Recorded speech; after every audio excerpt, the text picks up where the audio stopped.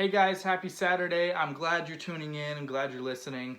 Real quick, if you have any prayer requests, please drop those in the comments. Call me, text me, message me somehow. Would love to be praying for you guys.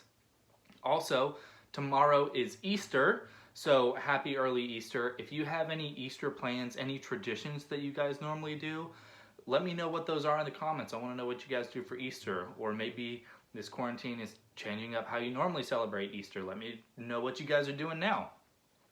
Today I'm going to be doing a little devotional I like to call Jesus Served and You Should Too.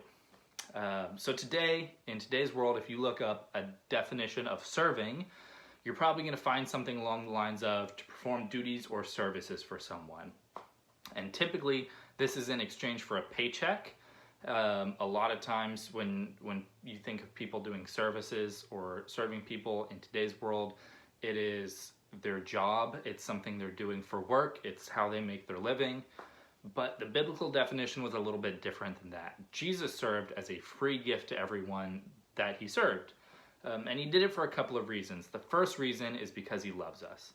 See, serving someone means being completely selfless. You're putting their needs before yours, and that is exactly what you do when you truly love someone. And Jesus truly loves everyone. When Jesus saw someone in need, he was so filled with love and so filled with compassion for that person that he almost couldn't help but to serve them. So that's our first reason to serve. In John 13, Jesus commands us to love one another in the same way that he loves us.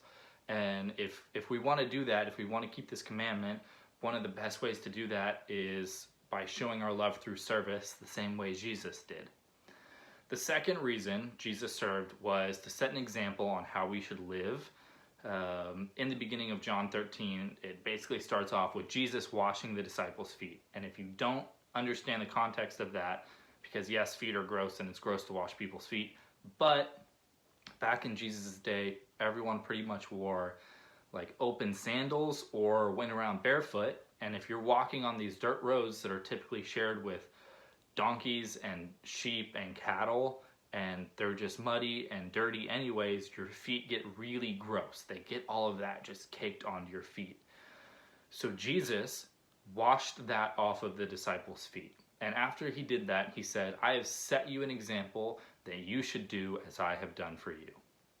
See, a lot of the way Jesus taught was by examples. Yes, he had his parables and his teaching moments, but a lot of how he taught was by example. How he lived his life was a way that we should emulate how we live our lives. So he got on his hands and knees and served to show us that we should live our lives serving others and serving God. The third reason Jesus served was because it is a reflection of the gospel.